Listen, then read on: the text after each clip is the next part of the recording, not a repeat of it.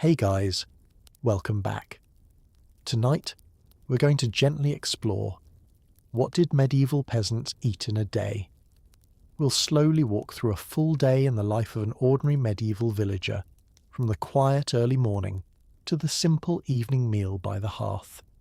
If you enjoy calm history like this, make sure to subscribe and turn on notifications so you don't miss our next relaxing journey.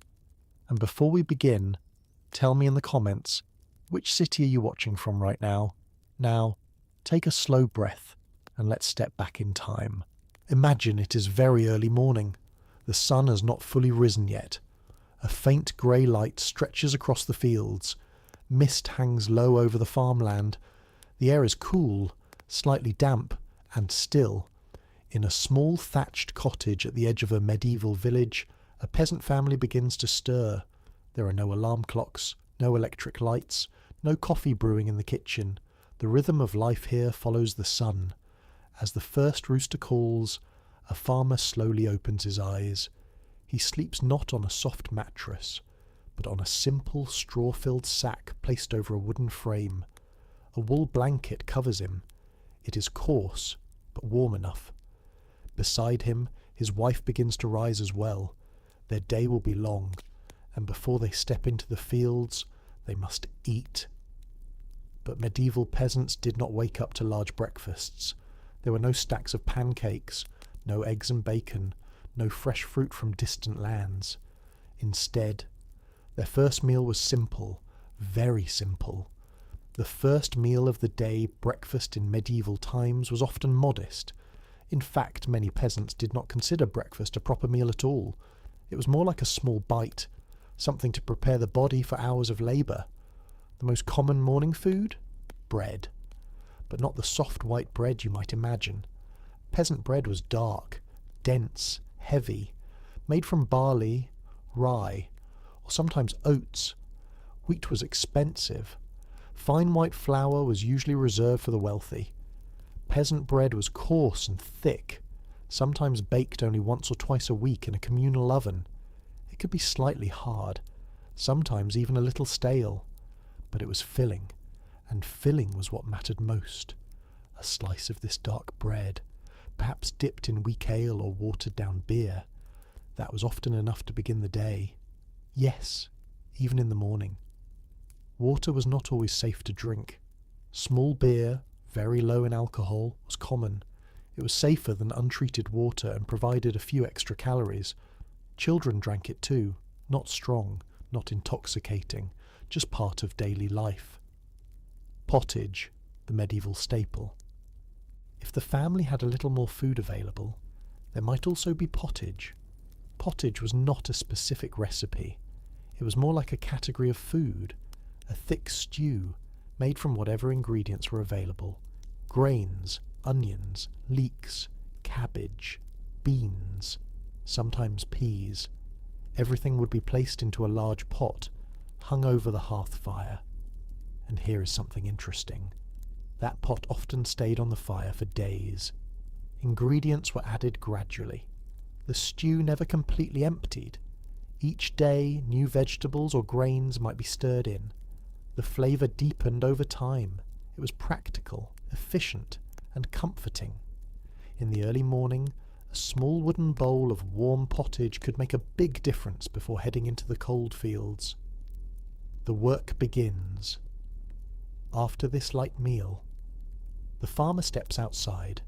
The sky is now pale gold. Birds begin to move through hedges and trees. His tools are simple: a wooden plough, a hoe, perhaps a sickle depending on the season. His wife may remain closer to home at first.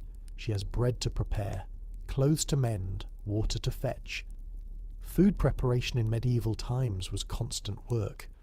Grinding grain into flour alone could take hours. There were no supermarkets, no stored packaged goods. Everything required effort, and because of this, every crumb of bread mattered. Nothing was wasted. If bread became too hard, it was soaked in broth. If vegetables began to wilt, they went into the pottage. Food was survival, not entertainment. What they did not eat. It's important to gently clear up a common myth.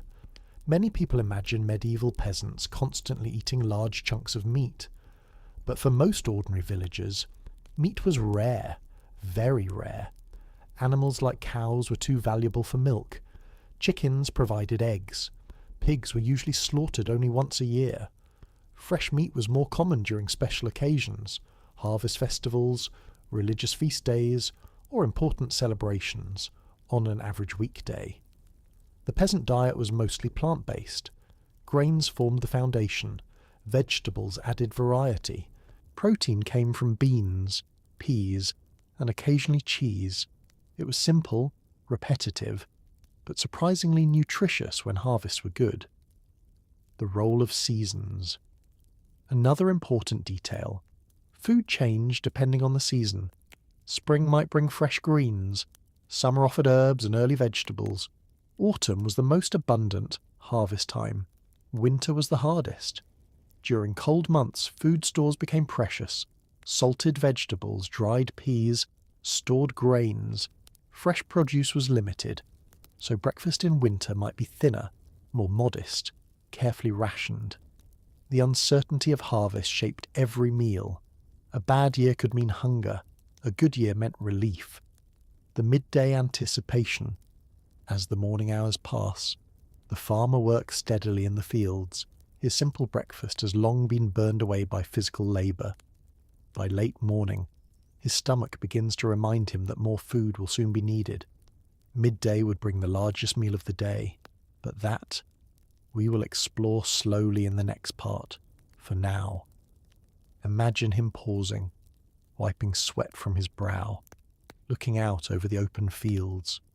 The rhythm of medieval life was steady, predictable, grounded in nature, and every meal, no matter how small, was deeply connected to the land around them. Take a slow breath. The morning has only just begun. The sun now hangs higher in the sky. The cool mist of morning has disappeared. The fields are brighter, warmer, alive with movement. By this time, several hours of labour have already passed. The medieval peasant's body is tired, hands rough from tools, clothes lightly dusted with soil. Morning bread and thin pottage are long gone. Now comes the most important meal of the day. In medieval villages, the midday meal, often eaten around late morning or noon, was usually the largest and most substantial. This was the meal that powered the rest of the day. But again, it was not luxurious. It was practical. Gathering for the meal. If the fields were close to home, the peasant might return to the cottage. If not, food would be carried in simple cloth wraps or wooden containers. There were no plastic boxes, no refrigeration. Everything had to survive the morning air. Often the meal was shared outdoors, sitting on grass or on a low stone wall. The village was quiet except for distant animal sounds and the occasional ringing of church bells marking the hour. Food was eaten slowly, but efficiently. Time was valuable. Bread. The foundation. Again. Bread appeared once more. It was always present. Medieval bread could be several days old, sometimes hard enough that it required soaking, sometimes thick enough to be used almost like a plate. In fact, there was something called a trencher. A trencher was a thick slice of stale bread. Food like stew or vegetables could be placed on top of it. After the meal, the trencher, now soaked with juices, would be eaten as well. Nothing wasted. Every part served a purpose. Pottage, evolving through the day. Remember the large pot hanging over the hearth? The pottage that simmered continuously? By midday, it had deepened in flavour. Vegetables added earlier in the week had softened completely. Grains thickened the broth. Leeks and onions released sweetness. Cabbage gave body. If the family was fortunate, a small amount of cheese might be grated in. Cheese was more common than fresh meat. It lasted longer. It could be stored. A small piece added richness to an otherwise plain meal. The texture of pottage varied, sometimes thick and hearty, sometimes thin during lean times, but it was warm, and warmth mattered. Vegetables of the medieval table. Medieval peasants relied heavily on what they could grow themselves. Common vegetables included cabbage, onions, leeks, turnips, carrots, often purple or white, not orange yet, peas, broad beans. These were hardy crops. They grew well in European soil. They survived cooler temperatures. Spices, however, were rare for peasants. Expensive imported spices like cinnamon or pepper were reserved for the wealthy. Instead, peasants used simple herbs: parsley, thyme, sage, mustard greens. These added subtle flavour, not bold, not complex, just gentle notes in a simple stew. Did they ever eat meat? Now we come to a quiet question many people wonder about. Did medieval peasants eat meat regularly? The honest answer is, rarely. Most animals were too valuable alive. Cows provided milk and butter. Chickens laid eggs. Sheep gave wool. Killing them meant losing ongoing resources. However, there were exceptions. A pig might be slaughtered in late autumn. This was often a communal event. The meat would be salted and preserved for winter. Salted pork could last months. But even then, meat portions were small, thin slices added to stew, not large servings. On very special days, religious feast days especially, meat appeared more generously. But those days were limited. The medieval calendar included many church fast days as well, when meat was not eaten at all. Fish became important on those days: river fish, dried fish, sometimes salted herring. Even peasants observed these traditions. Food and faith were closely linked. Ale and simple drinks. Alongside the meal, there was often ale. Again, this was not strong alcohol. It was mild, sometimes barely stronger than water. It provided calories and hydration. In many villages, brewing was done at home, often by women. Brewing was respected domestic skill. The ale was cloudy, unfiltered, slightly sour at times, but nourishing. Milk might also be available if the family kept a cow or goat. Fresh milk did not last long. It was often turned into butter or cheese quickly. The social side of eating. Though simple, the midday meal had an important role. It was one of the few times the family gathered together. Conversation was quiet, practical. Discussion of fields, weather, upcoming church events. There was no rush of modern life, no phones, no distractions, just the steady rhythm of eating and resting. Children might sit nearby, dipping bread into broth. Older family members would eat slowly. Meals were not entertainment, but they were comfort. They marked time, morning work, midday rest, afternoon labour to follow. Hunger was always nearby. Even in stable years, peasants lived close to hunger. A failed harvest could change everything. A harsh winter could reduce food stores quickly. Because of this, gratitude was common. Not dramatic gratitude, but quiet awareness. Food was survival, and survival depended on weather, soil, and luck. When crops grew well, meals felt secure. When crops failed, pottage grew thinner, bread slices smaller. This uncertainty shaped their relationship with food. They did not snack constantly. They did not waste. They ate what was available and then returned to work. The return to the fields. After resting briefly, the farmer rises again. The wooden bowl is emptied, the bread crust finished. He drinks the last sip of ale. The sun now shines bright overhead. There are still hours of work remaining. Planting, harvesting, repairing fences, tending animals. The midday meal has given him enough strength to continue, not abundance, but endurance. And endurance was the true currency of medieval life. Take another slow breath. The afternoon stretches long ahead. The sun is beginning to lower in the sky. Its golden light stretches long across the fields. Shadows grow softer, longer, calmer. The day's hardest labour is nearly finished. Tools are placed carefully against wooden walls. Animals are gathered back into small enclosures. Smoke rises gently from cottage chimneys. inside one small thatched home. A fire crackles quietly in the hearth. This is where the final meal of the day will be prepared. Unlike the larger midday meal, the evening meal was usually lighter. The body was tired, the light was fading, and food stores had to be carefully managed. But even a simple meal could feel comforting after hours of physical work. The hearth, centre of the home. In a medieval peasant cottage, the hearth was everything. It provided heat, light, a place to cook, a place to gather.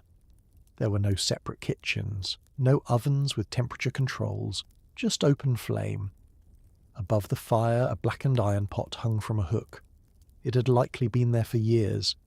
This same pot that simmered pottage during the day would now be stirred again in the evening.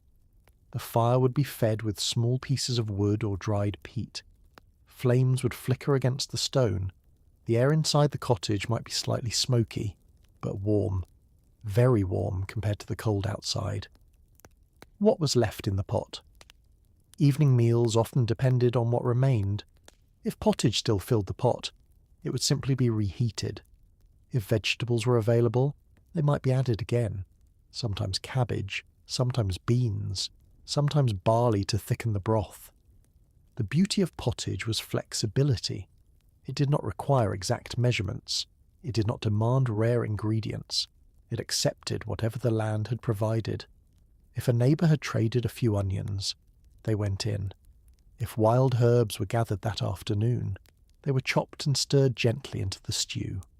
The result was rarely exciting, but it was steady, reliable, and familiar. Bread. Once more bread appeared again at night. By now the loaf might be several days old, hard on the outside, dense within. It might be warmed slightly near the fire, or dipped into the stew until softened. Bread was not only food, it was security. A house with bread stored meant survival for a few more days. If grain supplies were running low, the family would ration carefully. Smaller portions, thinner slices. The awareness of limited stores was always present. Cheese, butter, and small comforts. If the family owned a cow or goat, evening might include a small piece of cheese. Hard cheeses lasted longer. Soft cheeses were eaten quickly. Butter might be spread thinly across bread. Not thickly, just enough to add richness. These small additions made a difference. In a life of repetition, even a small change in flavour could feel special. Eggs might appear occasionally, especially in spring when hens were laying more often. Boiled eggs, simple and plain, were nourishing and valuable, but again, nothing extravagant. The absence of sugar. There were no desserts as we know them. Sugar was rare and expensive. Honey might be available if someone kept bees, but honey was precious. Used sparingly. A small drizzle on bread could feel like a feast. Most evenings ended without sweetness. Instead, satisfaction came from fullness, from warmth, from knowing that the day's work was done, eating by firelight. As darkness fell, the only light came from the fire and perhaps a small tallow candle. Shadows flickered on the walls. The family gathered close together. Children might sit on the floor, parents on simple wooden stools. Conversations were quiet, often about practical matters, tomorrow's tasks. Weather concerns, repairs needed church obligations. There was no background noise, no machines, no distant traffic, only crackling wood, and the soft sound of spoons scraping wooden bowls. Meals were slower now. The body naturally began to wind down. The rhythm of medieval life encouraged rest once the sun disappeared. What about leftovers? Food was rarely wasted. If any pottage remained, it stayed in the pot, covered lightly, ready for the next morning. If bread became too stale to chew, it was soaked. If vegetables softened too much, they were mashed into stew. Waste was dangerous. Every scrap mattered. The idea of throwing away edible food would have seemed careless. Even bones were sometimes boiled to extract the last bit of flavour. A rare feast night. Occasionally, an evening was different. Perhaps a religious feast day. perhaps after a successful harvest. On such nights, meat might appear, a small roasted piece of pork, or salted bacon sliced thinly. The smell would fill the cottage. Children might feel excited, adults relieved. But these moments were rare. Most evenings were simple, and perhaps that simplicity made feast days feel even more special. The emotional meaning of the evening meal. The evening meal was not only about nourishment, it marked the transition from labour to rest. It was the signal that the hardest part of the day was complete. After eating, tools would remain untouched, animals settled, the sky outside completely dark. Medieval peasants often went to sleep not long after. Candles were expensive, firewood required labour, staying awake late had little purpose, and so the body followed natural light cycles: eat, rest, sleep, and prepare to begin again at dawn. The smell of the cottage. Imagine it now. Warm stew in the air, smoke curling gently upward, bread crusts resting on a wooden table. Outside the night grows cool. Inside, warmth remains. The peasant's life was not easy. It was physically demanding, uncertain, often repetitive. But in these quiet evening moments, there was calm, there was familiarity, and there was the steady comfort of food shared together. Take a slow breath. The fire crackles softly. The bowls are nearly empty. In medieval life, food was never the same all year. There were no refrigerated trucks, no imported strawberries in winter, no supermarkets filled with choices from distant lands. Everything depended on the season. The earth decided what would appear in the bowl, and the earth could be generous or unforgiving. Spring, the lean but hopeful season. Spring was a strange time. The cold grip of winter had just ended. But food stores were often running low. Grain bins were lighter now, salted vegetables nearly gone, dried peas counted carefully. This period was sometimes called the hungry gap. Not complete starvation, but noticeable scarcity. Yet spring also brought hope. Fresh greens began to appear. Wild plants like nettles, dandelion leaves and sorrel could be gathered from fields and hedgerows. These early greens were important. They added nutrients after a long winter of stored foods. Pottage in spring might become greener, lighter, still simple, but refreshed. Eggs became more common as hens laid more frequently. Milk production improved as animals grazed on new grass. Spring meals felt cautious, but hopeful. Summer, growth and abundance. By summer the land was alive. Fields shimmered in sunlight. Vegetable gardens were full. Peas, beans, onions and herbs grew steadily. Now meals could include fresh peas, tender carrots, young cabbages, herbs in greater variety. The pottage became richer in flavour, not because of luxury, but because nature was generous. Work during summer was intense. Long daylight hours meant long labour, harvesting hay, maintaining crops, repairing fences. Midday meals might feel slightly more filling simply because more ingredients were available. Fresh milk and cheese were easier to obtain. Even fruit in small amounts might appear. Apples and berries could be gathered, but fruit was seasonal and limited. Nothing was wasted. Extra produce was often dried or preserved for winter.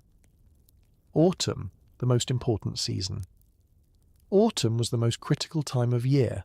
Harvest season determined survival. Fields of grain were cut carefully. Barley, rye, oats. These grains would become bread for months ahead. If harvest was good, relief spread through the village. If harvest failed, worry began immediately. Autumn meals could feel slightly more generous. Freshly baked bread from new grain, vegetables in abundance, occasional slaughtering of pigs for winter meat. The slaughter of a pig was serious work. Nothing was wasted. Meat salted, fat rendered, bones saved, skin used. Salted pork would be stored carefully, used slowly during winter months. Autumn evenings might include fuller bowls, perhaps even laughter. because a full granary meant safety, at least for now. Winter, survival and simplicity. Winter was the hardest season. Fields lay frozen, gardens were empty, fresh vegetables were rare, meals returned to stored staples, dried peas, salted meat in small amounts, hard bread, turnips, cabbage stored in cool places. Pottage became heavier, more grain-based, less fresh flavour. Ale brewing slowed as well. Fuel was precious.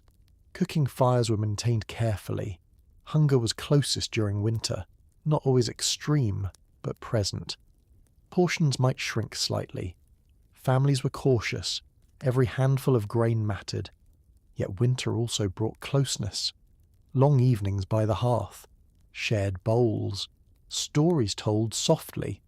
Food might be simpler, but warmth from fire and family became more important.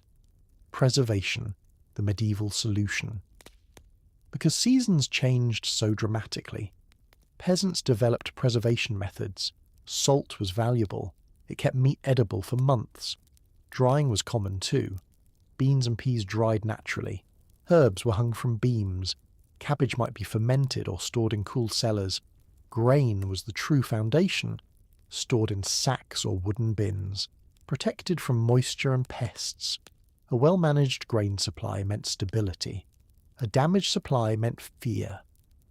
Medieval peasants constantly balanced the present meal with future needs. The emotional rhythm of seasonal eating.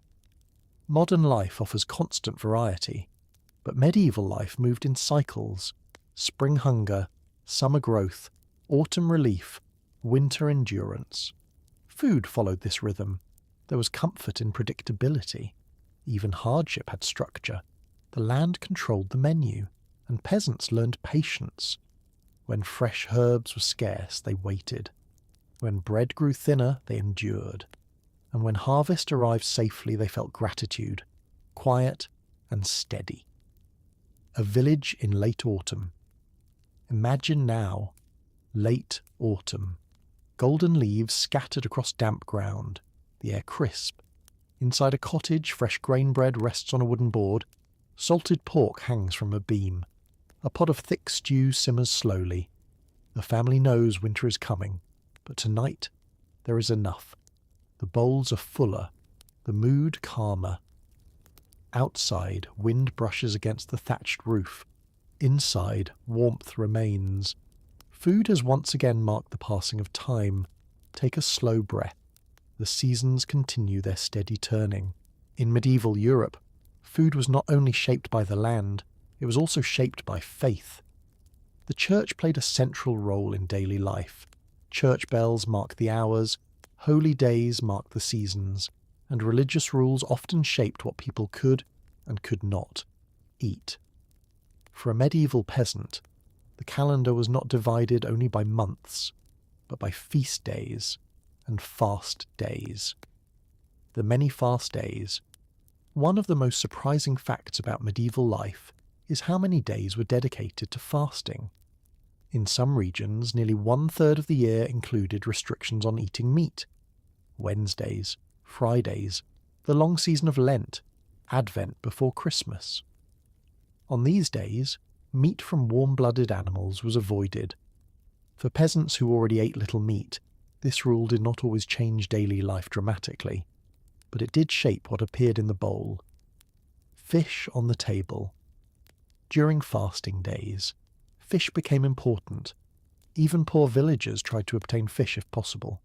Rivers and streams provided freshwater fish, eels, small river catches. In coastal regions, salted herring was common. Salted fish could travel inland and last longer. It was not always fresh, often quite salty, but it provided protein, and it followed church rules. Interestingly, medieval classification sometimes allowed unusual animals to be considered fish. In some places, beaver tails were permitted during fast days because they spent time in water. Food rules were interpreted in creative ways, but for most peasants, fasting simply meant more vegetables, more grains, more pottage without meat. Lent, the longest fast. The most serious fasting season was Lent, 40 days before Easter. During this time, restrictions were strict. No meat, sometimes reduced dairy. Meals became even simpler. Bread, vegetable stew, beans, onions. Lent could feel long, especially during late winter when food stores were already low. Yet it also brought a sense of shared experience. The entire village observed it together. There was unity and restraint. And when Easter finally arrived, feasting felt even more meaningful. Feast days, moments of celebration. If fasting days limited food, feast days expanded it. Religious festivals were highlights of the year. Christmas, Easter, local saint days. On these occasions, even peasants might taste richer food, perhaps roasted pork, fresh bread from newly milled grain, extra cheese, maybe even sweetened dishes with honey. Ale flowed more freely. Community gatherings were common. Music might fill the village square. Feast days were rare, but they created rhythm. Hardship followed by celebration, restraint followed by abundance. This pattern shaped how peasants experienced food emotionally. The role of the monastery. Nearby monasteries often influenced village food culture. Monks followed strict dietary rules. Their meals were also simple, especially during fasts. Monasteries sometimes developed fish ponds to ensure steady supply during fasting seasons. Peasants might trade goods with monasteries, grain for blessing, eggs for prayer. Faith and food were deeply intertwined. A good harvest was often seen as a blessing. A failed harvest might be viewed as a test. Before meals, prayers were common, not long elaborate speeches, just quiet gratitude, because survival felt fragile. Food and moral order. In medieval thought, overeating was discouraged. Gluttony was considered a sin. Moderation was encouraged. For peasants, moderation was natural, not because of strict discipline, but because resources were limited. Still, the idea that food had moral weight was part of everyday life. Meals were not indulgence, they were sustenance. Eating too much while others went hungry would have seemed wrong. Community survival mattered. A Friday evening in the village. Imagine now, a quiet Friday during Lent. The sky grey, the air cool. Inside the cottage the pot simmers gently. No meat tonight, only cabbage, onions, barley, a few beans. The taste is simple, familiar. The family eats quietly. There is no complaint, because this is expected. The church calendar has shaped the meal, and tomorrow will be similar. But Easter will come, and with it, a fuller table. This pattern of restraint and celebration adds rhythm to life. Even hardship gains meaning when it fits into a larger story. The psychological comfort of structure. Modern life often feels unpredictable, but medieval peasants lived within clear cycles, seasonal cycles, work cycles, religious cycles. Food followed these patterns. This structure brought stability. Even when supplies were thin, the calendar offered guidance. Fast today, feast later, work now, rest on Sunday, eat simply, give thanks. There was comfort in that order. Take a slow breath. Imagine the soft glow of candlelight, a quiet prayer before a bowl of humble stew. Outside, wind moves gently across the fields. Up until now, we have imagined steady seasons. Bread on the table, pottage in the pot, salted meat hanging safely for winter. But medieval life was fragile. Everything depended on the harvest, and the harvest depended on things no peasant could control: rain, sunlight, frost storms, pests. A single bad season could quietly change everything. The first signs of trouble. It usually began slowly, perhaps too much rain in spring, fields becoming muddy, seeds rotting before they sprouted, or perhaps the opposite, a dry summer, cracked earth, weak crops. At first, peasants hoped for recovery. Maybe next week's rain would help, maybe the grain would still grow. But as weeks passed, the truth became clearer. The crops were thin, the heads of grain small, vegetable gardens struggling, and with that realization, a quiet worry settled over the village. Smaller loaves. The first visible change was bread. Bread reflected the health of the harvest. If grain was scarce, loaves became smaller. Flour was stretched carefully, sometimes mixed with other ingredients. Ground peas, beans, even acorns in extreme cases. The texture changed. The taste grew bitter, but it filled the stomach, and that was what mattered most. Families began rationing.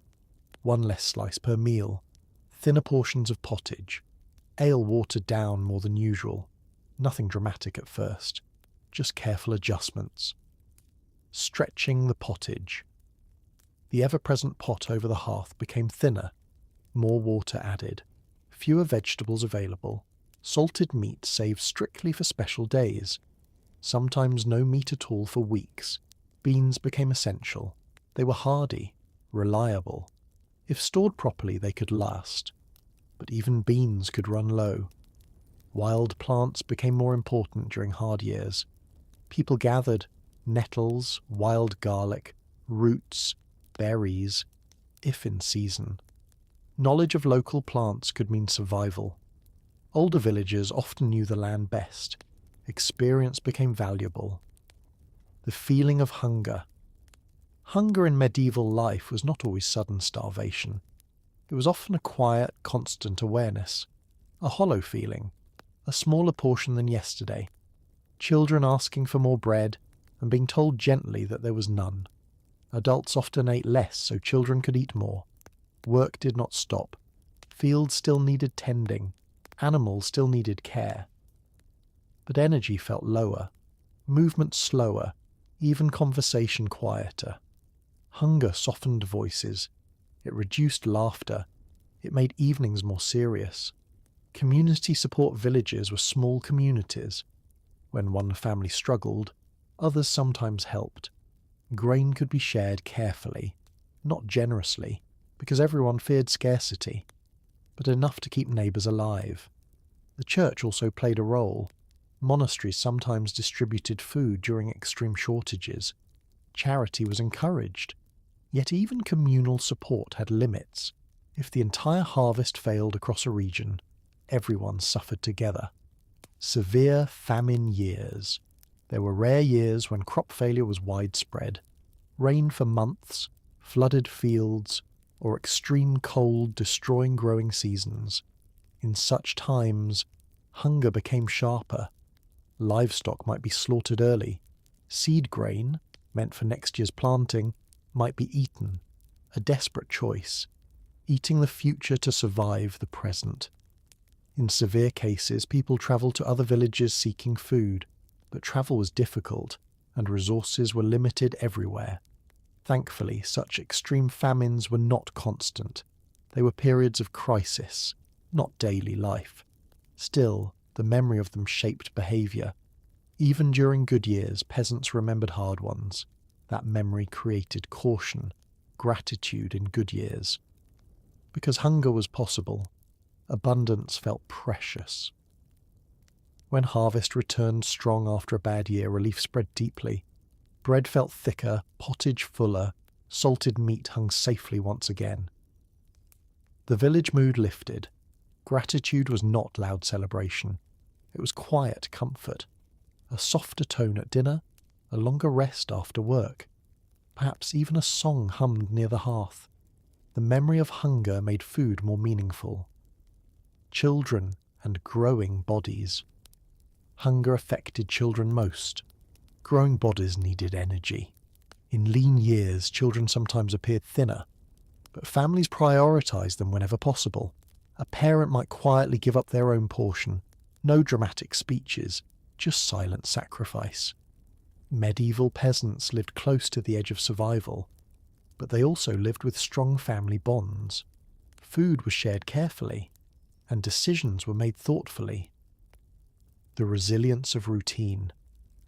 Even during difficult years, the structure of the day remained.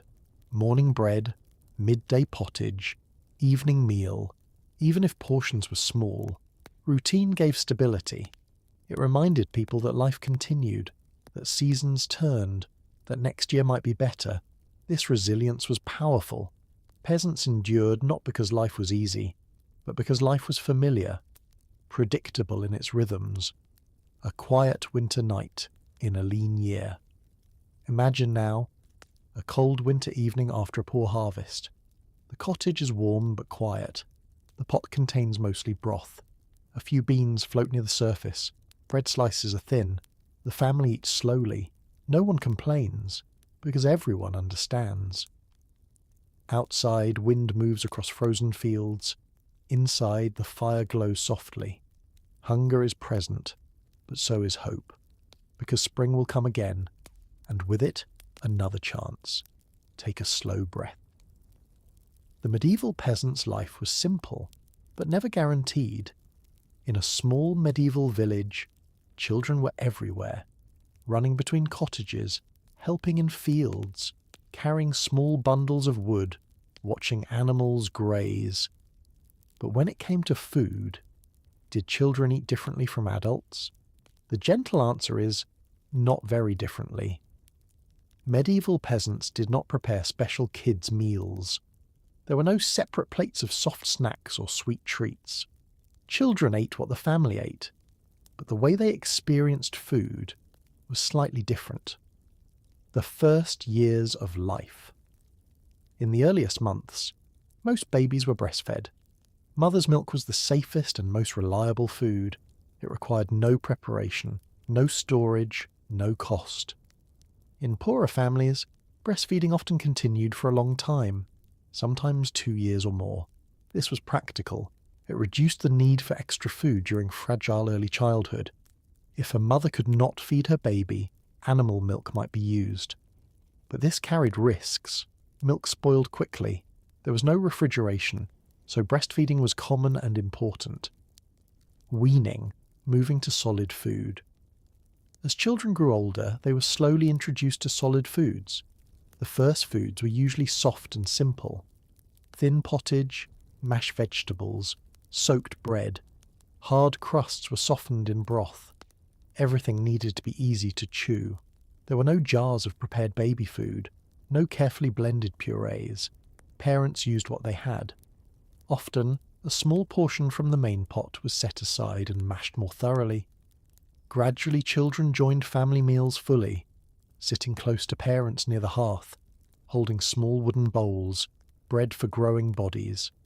Bread remained the foundation of a child's diet.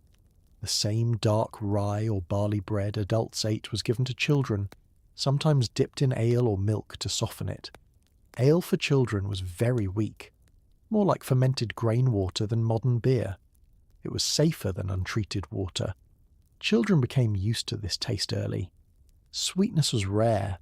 Honey might occasionally appear. But most childhood meals were savoury, simple, repetitive. Did children get more food? In times of scarcity, parents often tried to prioritise children. If bread was limited, adults might take smaller portions, not because they had extra strength, but because children needed energy to grow. Still, this depended on circumstance. In severe famine years, everyone felt the strain. Childhood in medieval times was not separated from adult life. Children worked early, helped in fields, carried water, so they required nourishment. Meals were not treats, they were fuel for survival. Snacks in the medieval village? Modern children often snack throughout the day, but medieval life had no packaged snacks. However, small bites were possible. In summer and autumn, children might gather berries, apples, nuts. These were seasonal joys, not daily expectations. An apple from a tree could feel exciting. A handful of hazelnuts cracked open by hand could feel special. But outside of harvest season, snacks were uncommon. Meals were structured around routine, morning, midday, evening. Food and learning children learned about food early. They watched grain being milled. They helped stir pottage. They gathered herbs from the garden. Knowledge of food preparation passed naturally from parent to child. Girls often learned cooking skills young. Boys learned planting and harvesting. Food was not hidden behind kitchen walls. It was part of daily life, visible, understood, respected. A child knew that bread came from grain from fields from hard labour. This awareness shaped gratitude, the taste of celebration. For children, feast days were especially memorable. On Christmas or Easter, when meat appeared more generously, when sweetened bread or honey cakes were prepared, these moments stood out brightly. A slightly sweeter flavour, a fuller plate, music in the village. For a child who usually ate simple stew and bread, these rare feasts felt magical, but they were rare by design.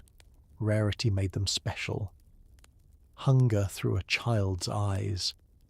In lean years, children felt hunger too, perhaps not fully understanding why portions were smaller, but sensing tension in adult voices. Even then, routine provided comfort. The same pot on the fire, the same bowls, the same family gathered together. Food, even when limited, meant stability, and stability meant safety. A summer afternoon. Imagine now, a warm summer afternoon. Children sitting near the edge of a field, sharing a small loaf. One child breaks a piece and passes it carefully, another chews slowly. Nearby, a parent works the soil. The air smells of grass. There is no abundance, but there is enough. Laughter drifts lightly across the field. Food has done its job. It has allowed energy, movement, play. Growing into the same routine. As children grew older, their meals became identical to adults. There was no teenage diet, no special dishes for youth, just the steady rhythm of bread, pottage, vegetables, and occasional meat. By adolescence, many children worked nearly full days. Eating became directly tied to labour. Hard work required steady meals, even if simple. The transition from childhood to adulthood was gradual, marked not by ceremony, but by responsibility. And food supported that journey quietly. Take a slow breath. The medieval village continues its steady rhythm. Children growing beside fields, learning the value of every crumb. Most medieval peasants spent their lives close to their village. Fields, cottage, church, nearby woodland. But sometimes they had to travel, perhaps to a nearby market town, perhaps to deliver goods to a lord's estate, perhaps for seasonal labour in another village. Travel in the Middle Ages was slow, done mostly on foot, and when away from the hearth, food had to be simple, portable, and practical. Bread, the traveller's companion. If a peasant left home early in the morning, the most reliable food to carry was bread. Dark, dense rye or barley bread travelled well. It did not spoil quickly. It could survive being wrapped in cloth and placed inside a small satchel. Hard crust protected the inside. If it grew stale during the journey, it could be softened later in water or ale. Bread was dependable. It required no cooking while travelling, and it filled the stomach. Cheese and onions. Alongside bread, travellers often carried simple additions. A small piece of hard cheese, raw onions or leeks, dried peas. Perhaps a little salted meat if available. Hard cheese was especially useful. It lasted longer than soft cheese. It did not require refrigeration. It added fat and flavour to an otherwise dry meal. An onion could be eaten raw, sharp, strong, but nourishing. These foods were not elegant. They were efficient. Ale in a flask, water on the road could be uncertain. Streams were not always clean, so travellers sometimes carried small flasks of weak ale. Again, this ale was mild, more like fermented grain water. It provided hydration and calories, not intoxication. Drinking was practical, not recreational. Market day meals. Occasionally, a peasant travelling to a nearby market town might experience something slightly different. Markets were places of trade and variety. bakers might sell fresh bread, vendors might offer hot pies or roasted meat. But these treats required coins. Peasants did not spend freely. If they had money from selling goods, perhaps a small warm pie could be purchased, or a fresh loaf, softer than usual. Such moments were rare, but memorable. The taste of something freshly baked could feel like luxury. Seasonal labourers. Some peasants worked temporarily in distant fields during harvest. Large estates sometimes required extra hands. In these cases, food was often provided by the landowner. Meals might be similar to home: bread, pottage, beans, ale, but sometimes slightly more generous during peak labour. Harvest season required strength. Workers needed calories. Even so, the food remained simple, nothing elaborate, just enough to sustain long days under the sun. Sleeping outdoors. If travel required staying overnight away from home, food became even more basic. A crust of bread near a small fire, cheese shared quietly, perhaps berries gathered nearby. There were no inns for most peasants, and if inns existed, they were expensive. Travel was not leisure, it was necessity, and meals on the road reflected that. The emotional difference. There was something psychologically different about eating away from home. At home, food meant routine, security, family gathered by the hearth. On the road, food meant movement, uncertainty, eating quickly before continuing. The taste may have been the same: bread, cheese, ale. But the feeling changed. The warmth of the hearth was missing, the crackle of familiar fire absent, and so even simple food tasted different, less comforting, more functional. Pilgrimages and religious travel. Occasionally peasants joined short pilgrimages to local shrines. These journeys were spiritual events. Food during pilgrimages was shared communally. Simple packed bread, dried fish, cheese passed from hand to hand. The act of sharing mattered more than the taste. Travel created bonds, and food strengthened them. Returning home. After a long day of travel or labour, returning home felt grounding. The sight of the thatched roof, the smell of smoke from the chimney, the familiar pot hanging over the hearth. Even if the meal was identical to what had been eaten on the road, it felt warmer because it was home. Food was not only about ingredients, it was about place, and peasants understood that deeply. A quiet walk back to the village. Imagine now a peasant walking back from a nearby market, the sun low in the sky, a small cloth bag empty of bread, steps tired but steady.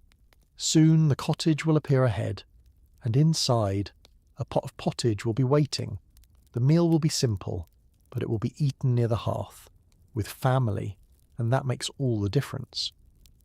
Take a slow breath. Travel was rare. Home was central. Until now, we've talked about what peasants ate, but just as important is how they prepared it, because cooking in the Middle Ages was very different from today. There were no gas stoves, no electric ovens, no precise temperatures. Everything depended on fire, open flame, and patience.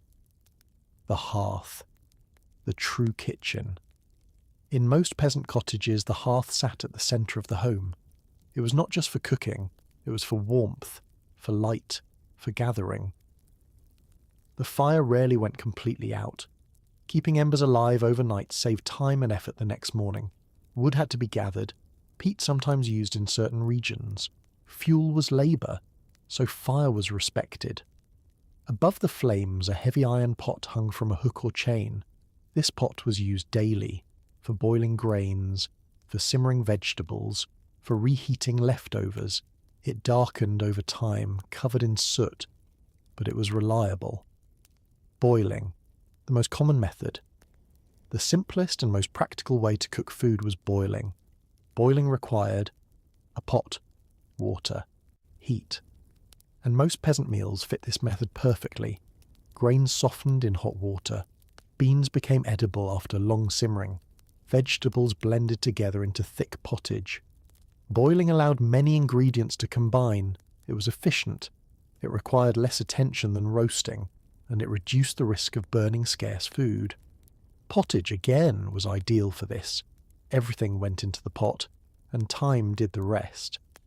Baking bread was usually baked in a communal oven. Not every cottage had its own oven. Villagers often shared one large stone oven.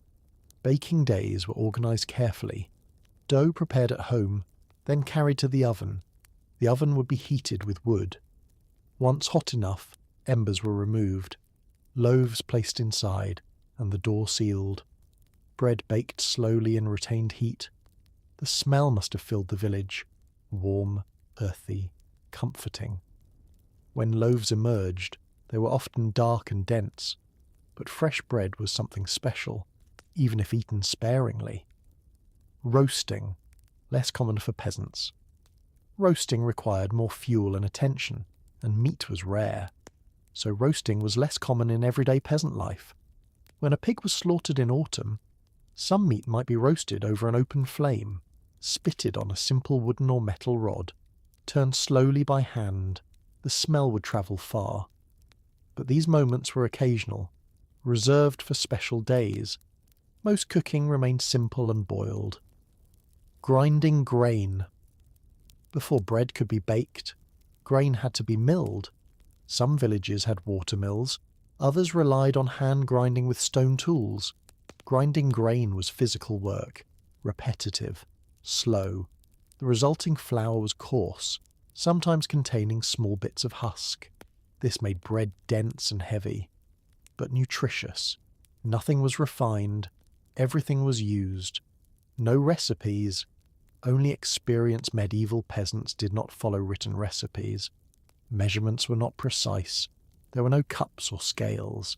Cooking relied on experience, a handful of grain, a pinch of herbs, water added by instinct.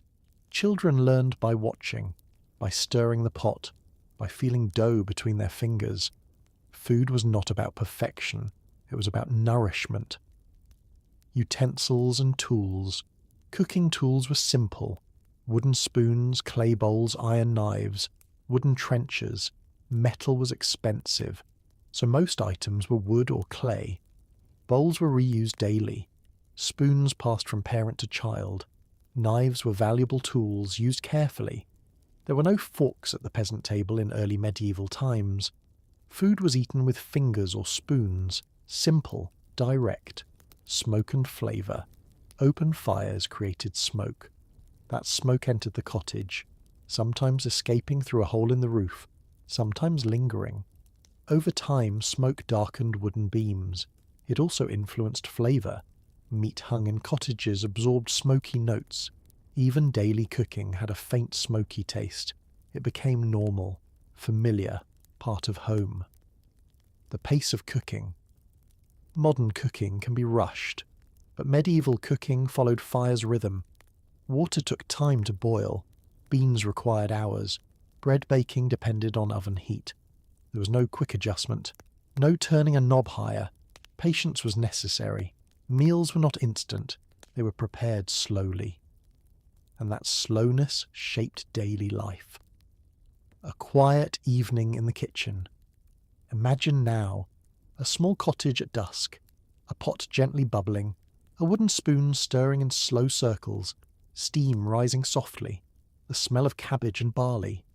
Outside, wind brushes against the thatched roof. Inside, the fire glows steady and warm.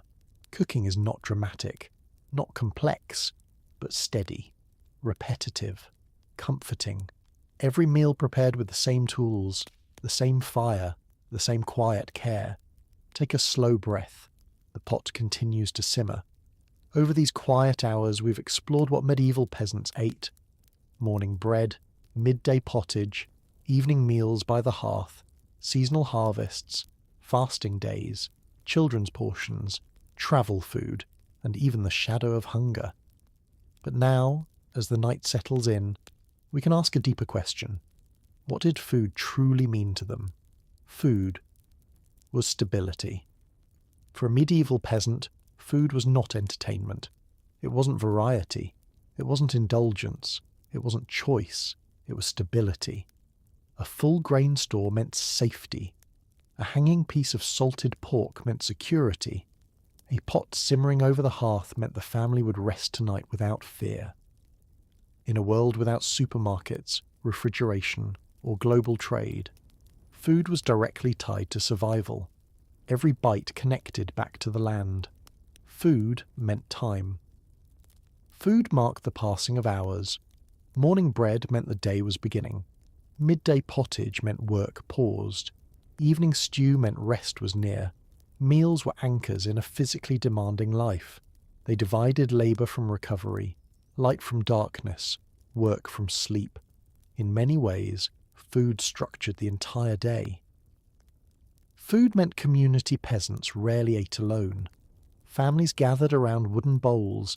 Children dipped bread beside their parents. Neighbours shared during hard seasons.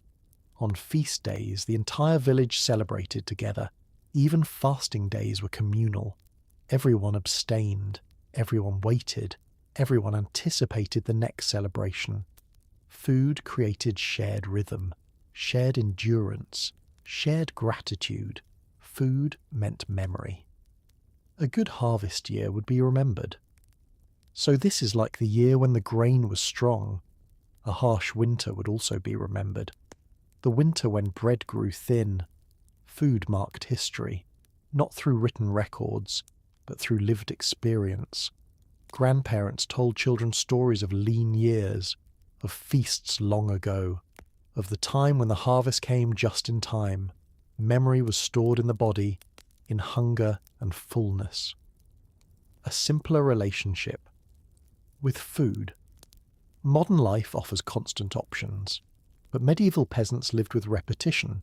The same bread, the same stew, the same vegetables, and yet there was a quiet beauty in that simplicity. No decision fatigue, no endless choices, just nourishment, warmth, enough. The pot over the hearth didn't promise excitement, it promised continuity. The emotional weight of enough. Perhaps the most powerful word in a peasant's world was simple. Enough. Not abundance, not excess. Enough. Enough grain to last the winter. Enough beans for tomorrow's stew. Enough bread for the children. When there was enough, there was calm. And in that calm, there was rest.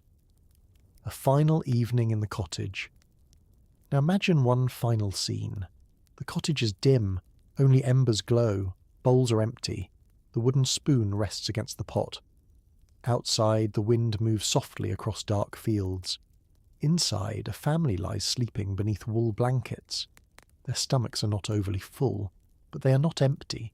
Tomorrow will bring more work, more stirring of the pot, more cutting of bread. But tonight, there is quiet, and that quiet is sustained by food. Take one more slow breath. The medieval peasant's life was not luxurious. It was not easy, but it was steady. And in that steadiness, there was peace. As the fire fades to embers and the village drifts fully into sleep, you can let your thoughts slow down too. The fields are still, the pot is empty, the day is complete, and like the peasants of long ago, you can rest